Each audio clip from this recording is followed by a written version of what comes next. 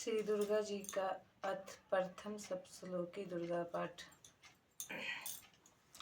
देवी त्वं भक्सुलभे सर्वकार्यविधायिनी कालोहि कारसिद्धिर्मुपायं ब्रूहि त्वं पृच्छामि कलो श्रेष्ठ साधनं मया तविष्णे अम्बास्तुत प्रकाशते ओम श्री दुर्गा सप्तश्लोकी स्तोत्रमंत्र शरनारायण ऋषि श्री महाकाली महालक्ष्मी महासरस्वती देवता श्री दुर्गा सप्तश्लोकी दुर्गा पाठ विनोग ओम ज्ञानी नाम पिचितांसि देवी भगवती सबलकिस्मोहाय महामाया प्रसति दुर्गे समृता समिति में से जंतु स्वस्ति समृता मति में सुगंधिता दुख भय हारिणिका तदन्य सुख सदा दर्शिता सर्वमंगलम मांगल्ये शिवे सर्वार्थ साधिके शरण्ये त्र्यंबके गौरी नारायणी नमस्तुते शरणागति नाथ परित्राण प्रायणे सर्वशाति हरे देवी नारायणी नमस्तुते सर्वस्वरूपे सर्वशे सर्वशक्ति समन्विते भय भयस्त्राहिनो देवी दुर्गे देवी नमस्तुते रोगान ससान पहनसी तुष्टा रुष्टा दुखमान सकलाना विष्टान तमासितानम न विप्राणं त्वमाश्रितां सवर्धा प्रसन्नं श्रीमद्करवै दिविनाशनम्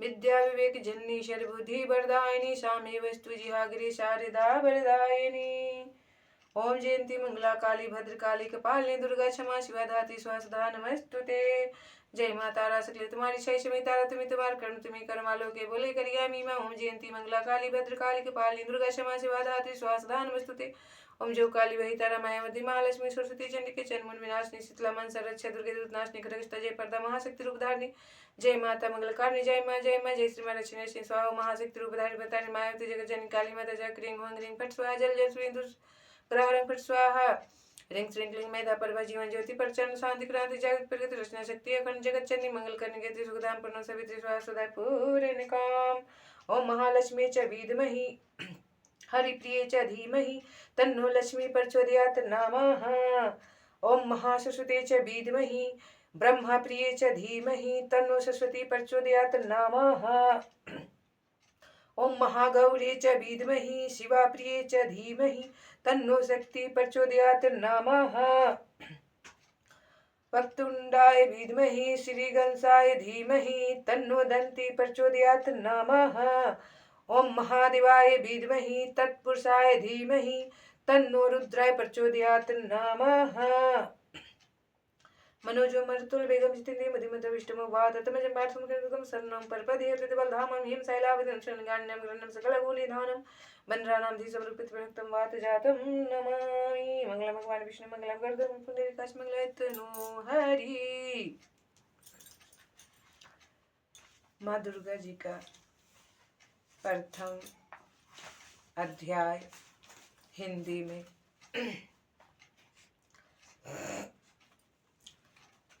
प्रथम चरित्र के ब्रह्मा ऋषि महाकाली देवता गायत्री छंद नंदा शक्ति रक्तदंतिका बीज अग्नि तत्व और त्रिवेद स्वरूप हैं। श्री महाकाली देवता की प्रसन्नता के लिए प्रथम चरित्र के जप में विनियोग किया जाता है। भगवान विष्णु जो जाने पर मधु और कैटभ को मारने के लिए कमल जन्मा ब्रह्मा जी ने जिनका स्तवन किया था उन महाकाली देवी का मैं सेवन करता हूँ। वे अपने 10 हाथों में खड्ग चक्र गदा बाण धनुष परिघ शूल भुषुंडी मस्तक और शंख धारण करती है। उनके 3 नेत्र हैं।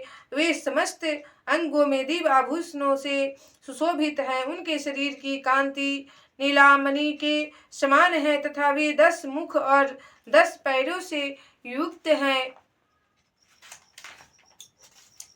मार्कंडेय जी बोले, सूर्य के पुत्र सर्वनी जो 8वें मनु कहे जाते हैं उनकी उत्पत्ति कथा विस्तार पूर्वक कहता हूँ, सुनो। सूर्य कुमार महाभाग सर्वनी भगवती महामाया के अनुग्रह से जिस प्रकार मनवंतर के स्वामी हुए वही प्रसंग सुनाता हूँ। पूर्व काल की बात है। स्वारोचिस मनवंतर में सुरथ नाम के एक राजा थे और जो चैत्र वंश में उत्पन्न हुए थे। उनका समस्त भूमंडल पर अधिकार था। वे प्रजा का अपने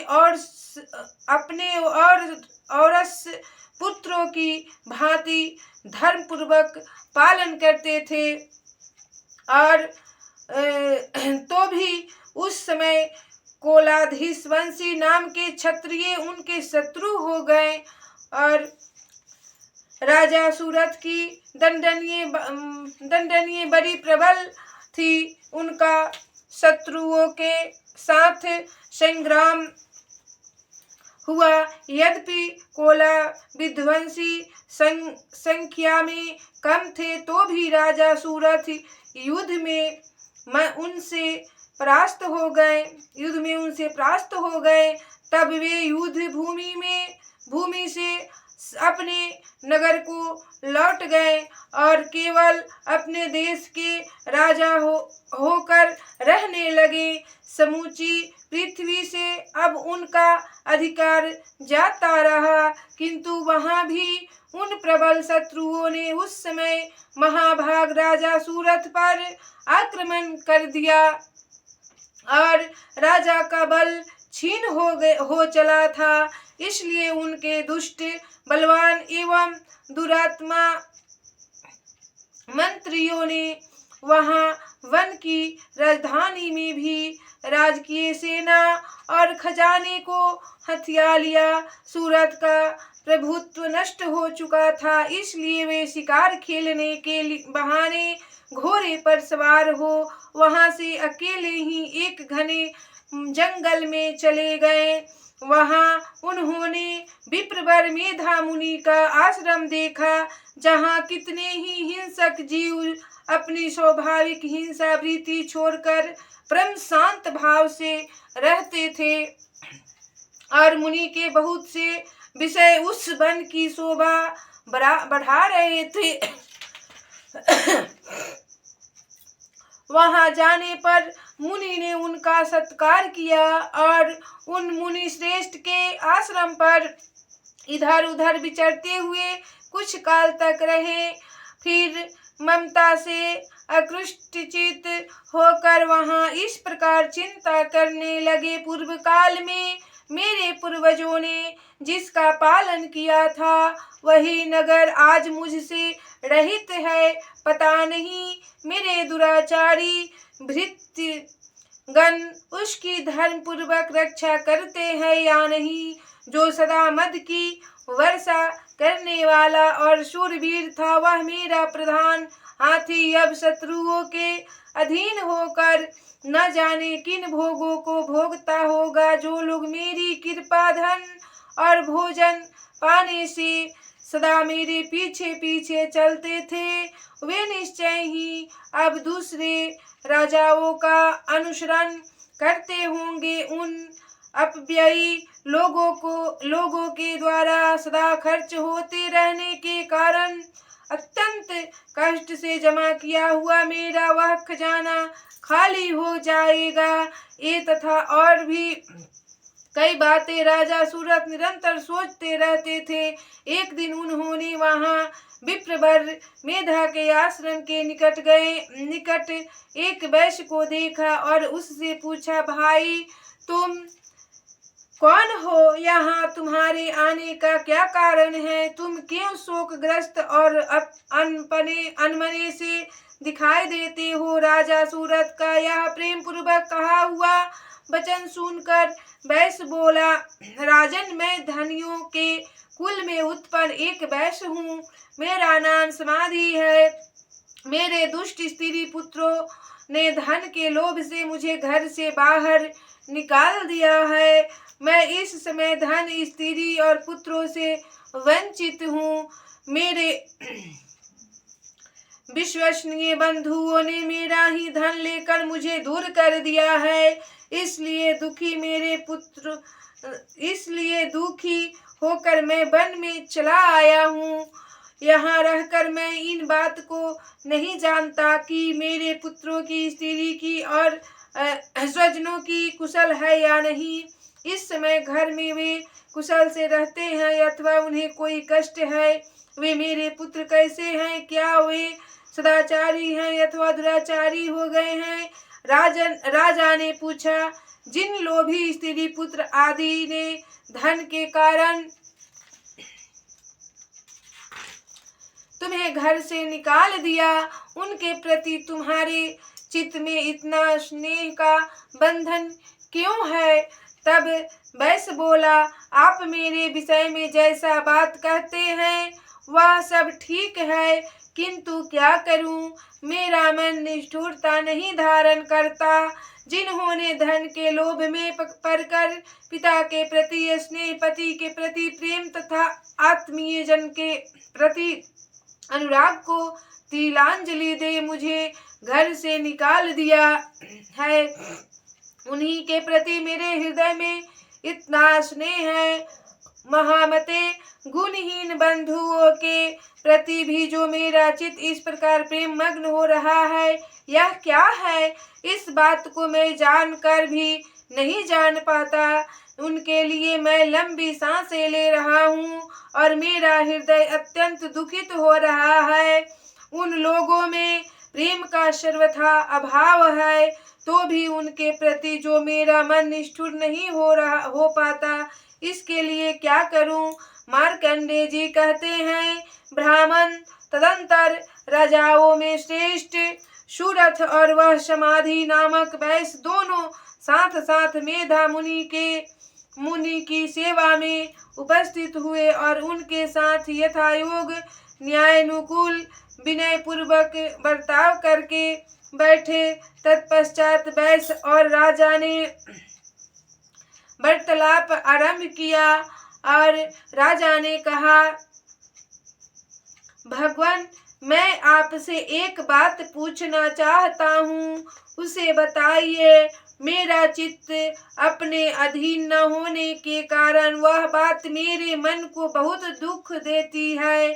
जो राज मेरे हाथ से चला गया है, उसमें और उसके संपूर्ण अंगों में मेरी ममता बनी हुई है।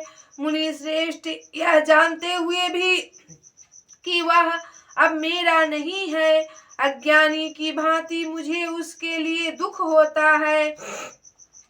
यह क्या है? इधर यह वैश्य भी घर से अपमानित होकर आया है, इसके पुत्र स्त्री और भृत्यों ने इसे छोड़ दिया है, स्वजनों ने भी इसका परित्याग कर दिया है, तो भी यह उनके प्रति अत्यंत हार्दिक स्नेह रखता है। इस प्रकार यह तथा मैं दोनों ही बहुत दुखी हैं। जिसके प्रत्यक्ष दोष देखा गया है, उस विषय के लिए भी हमारे मन में ममता जनित आकर्षण पैदा हो रहा है। महाभाग, हम दोनों समझदार हैं, तो भी इसमें जो मोह पैदा हुआ है, यह क्या है? विवेक शून्य पुरुष की भांति मुझ में और इसमें भी यह मूढ़ता प्रत्यक्ष दिखाई देती है। तब ऋषि बोले, महाभाग, विषय मार्ग का ज्ञान सब जीवों को है, इसी प्रकार विषय भी सबके लिए अलग अलग है। कुछ प्राणी दिन में नहीं देखते और दूसरे रात में ही नहीं देखते, तथा कुछ जीव ऐसे हैं जो दिन और रात्रि में भी बराबर ही देखते हैं। यह ठीक है कि मनुष्य समझदार होते हैं, किंतु केवल वे ही ऐसे नहीं होते। पशु पक्षी और मृग आदि सभी प्राणी समझदार होते हैं। मनुष्य की समझ भी वैसी ही होती है जैसी उन मृग और पंछियों की होती है, तथा जैसी मनुष्य की होती है वैसी ही उन मृग पक्षी आदि को होती है। यह तथा अन्य भांति भी प्राय दोनों में समान ही है। समझ होने पर भी इन पंछियों को तो देखो, ये स्वयं भूखे पीड़ित होते हुए भी मोहबश बच्चों को चोंच में कितने चाव से उन अन्न के दाने डाल रहे हैं। नरश्रेष्ठ, क्या तुम नहीं देखते कि ये मनुष्य समझदार होते हुए भी लोभवश अपने किए हुए उपकार का बदला पाने के लिए पुत्रों की अभिलाषा करते हैं। यद्यपि उन सब में समझ की कमी नहीं है, तथापि वे संसार की स्थिति, जन्म मरण की परंपरा बनाए रखने वाले भगवती महामाया के प्रभाव द्वारा ममता में भंवर से युक्त मोह के गहरे गर्त में गिराए गए हैं, इसलिए इसमें आश्चर्य नहीं करना चाहिए। जगदीश्वर भगवान विष्णु की योग निद्रा रूपा जो भगवती महामाया है, उन्हीं से यह जगत मोहित हो रहा है।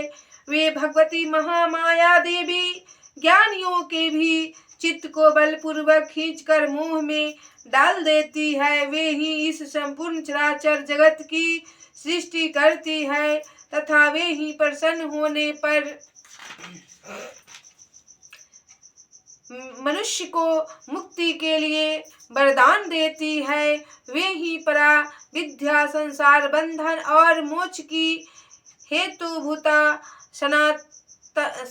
सनातनी देवी तथा संपूर्ण ईश्वरों को भी अधीश्वरी है। तब राजा ने पूछा, भगवान जिन्हें आप महामाया कहते हैं, वे देवी कौन है? ब्राह्मण उनका आविर्भाव कैसे हुआ? तब उनके चरित्र कौन कौन है? ब्रह्मा देवताओं में श्रेष्ठ महर्षि उन देवी का जैसा प्रभाव हो, जैसा स्वरूप हो और जिस प्रकार प्रादुर्भाव हुआ हो, वह सब मैं आपके मुख से सुनना चाहता हूँ। तब ऋषि बोलते हैं, राजन वास्तव में तो वे देवी नित्य स्वरूप ही है। संपूर्ण जगत उन्हीं का रूप है तथा उन्होंने समस्त विश्व को व्याप्त कर रखा है। तथापि उनका प्राकट्य अनेक प्रकार से होता है, वह मुझसे सुनो। यद्यपि वे नित्य और अजन्मा है, तथापि जब देवताओं का कार्य सिद्ध करने के लिए प्रकट होती है, उस समय लोक में अत्यंत हुई कहलाती है। कल्प के अंत में जब संपूर्ण जगत एकात्म में निमग्न हो रहा था और सबके प्रभु भगवान विष्णु शेषनाग की सज्जा बिछाकर योग निद्रा का आश्रय सो रहे थे, उस समय उनके कानों के मैल से भयंकर असुर उत्पन्न हुए, जो मधु और कैटभ के नाम से विख्यात थे। तब वे दोनों ब्रह्मा जी का वध करने को तैयार हो गए। भगवान विष्णु के नाभि कमल में विराजमान प्रजापति ब्रह्मा जी ने जब उन दोनों भयानक असुरों को अपने पास आया और भगवान को सोया हुआ देखा, तब एकाग्रचित होकर उन्होंने भगवान विष्णु को जगाने के लिए उन्हें नेत्रों में निवास करने वाली योग निद्रा का स्तवन आरंभ किया, जो इस विश्व की अधीश्वरी जगत को धारण करने वाली, संसार का पालन और संहार करने वाली तथा तेज स्वरूप भगवान विष्णु की अनुपम शक्ति है। उन्हीं भगवती निद्रा देवी की भगवान ब्रह्मा स्तुति करने लगे। तब ब्रह्मा जी ने कहा, देवी तुम्ही स्वाहा, तुम्ही स्वाधा और तुम्ही वष्टकार हो। स्वर भी तुम्हारे ही स्वरूप है। तुम्ही जीवनदायिनी सुधा हो। नित अक्षर प्रणव में आकर उकार मकार इन तीन मात्राओं के रूप में तुम्ही स्थित हो तथा इन तीन मात्राओं के अतिरिक्त जो बिंदु रूपा नित्य अर्धमात्रा है, जिसका विशेष रूप से उच्चारण नहीं किया जा सकता, वह भी तुम्ही हो। देवी तुम्ही संध्या, सावित्री तथा परम जननी हो। देवी तुम्ही इस विश्व ब्रह्मांड को धारण करती हो। तुमसे ही इस जगत की सृष्टि होती है, तुम्ही से इसका पालन होता है और सदा तुम्ही कल्प के अंत में सबको अपना ग्रास बना लेती हो। जगन्मयी देवी, इस जगत की उत्पत्ति के समय तुम सृष्टि रूपा हो, पालन काल में स्थिति रूपा हो तथा कल्पांत के समय संहार रूप धारण करने वाली हो। तुम ही महाविद्या, महामाया, महामेधा, महास्मृति, महामोह रूपा, महादेवी और महासुरी हो। तुम ही तीनों गुणों को उत्पन्न करने वाली सबकी प्रकृति हो। भयंकर कालरात्रि, महारात्रि और मोहरात्रि भी तुम ही हो। तुम ही श्री, तुम ही ईश्वरी, तुम ही ह्रीं और तुम ही बोध स्वरूपा बुद्धि हो। लज्जा, पुष्टि, तुष्टि, शांति और क्षमा भी तुम ही हो। तुम खड्ग धारिणी, शूल धारिणी, घोर रूपा तथा गदा, चक्र, शंख और धनुष धारण करने वाली हो। बाण, भुषुंडी और परिघ ये भी तुम्हारे अस्त्र है। तुम सोम और सौम्यतर हो। इतना ही नहीं, जितने भी सोम एवं सुंदर पदार्थ है उन सब की अपेक्षा तुम अत्यधिक सुंदरी हो। पर और अपर सबसे परे रहने वाली परमेश्वरी तुम ही हो। सर्वस्वरूपे देवी, कहीं भी सत्य असत रूप जो कुछ वस्तुएं है और उन सब की जो शक्ति है वह तुम ही हो। ऐसी अवस्था में तुम्हारी स्तुति क्या हो सकती है। जो इस जगत की सृष्टि, पालन और संहार करते हैं उन भगवान को भी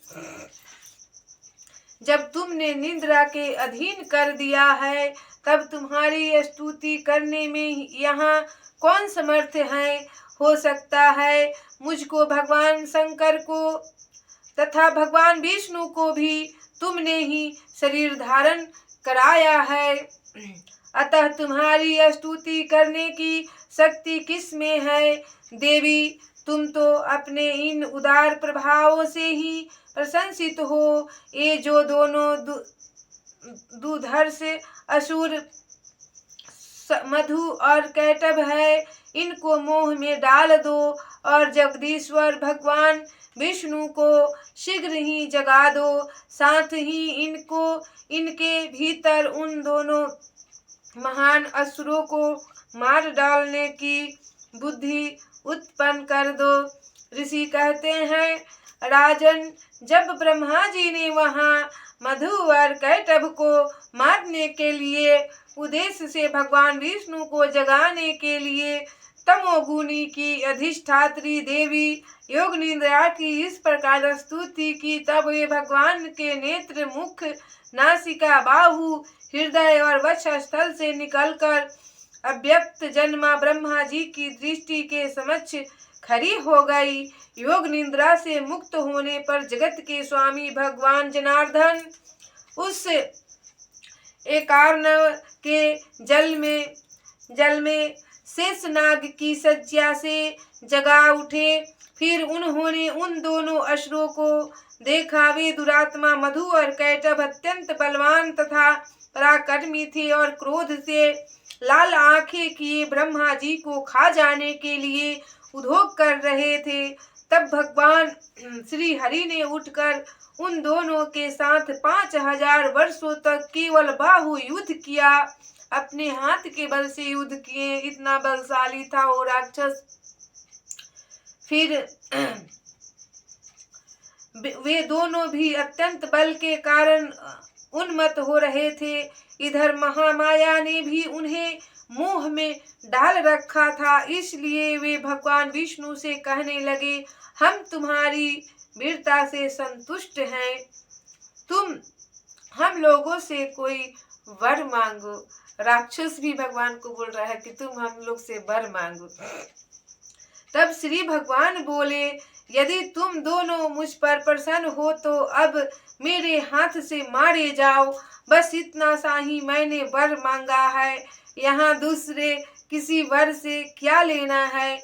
ऋषि कहते हैं, इस प्रकार धोखे में आ जाने पर जब उन्होंने संपूर्ण जगत में जल ही जल देखा, तब कमल नयन भगवान से कहा, जहाँ पृथ्वी जल में डूबी हुई न हो, जहाँ सूखा स्थान हो वहाँ हमारा वध करो। तब ऋषि कहते हैं तब तथा अस्तु कहकर शंख चक्र और गदा धारण करने वाले भगवान ने उन दोनों का मस्तक अपनी जांघ पर रखकर चक्र से काट डाले। इस प्रकार ये देवी महामाया ब्रह्मा जी की स्तुति करने पर स्वयं प्रकट हुई थी। अब पुनः तुमसे उनके प्रभाव का वर्णन करता हूँ, सुनो। इस प्रकार श्री मार्कंडेय पुराण में सर्वानिक मनवंतरी कथा के अंतर्गत देवी महात्म्य मधुकटबध नामक पहला अध्याय पूरा हुआ। बोलिए सच्चे दरबार की जय, माता रानी की जय, मैया भवानी की जय, नौ दुर्गा की जय, हर हर हर महादेव। हिंदी में श्री दुर्गा सप्तशती का पहला अध्याय पूरा हुआ।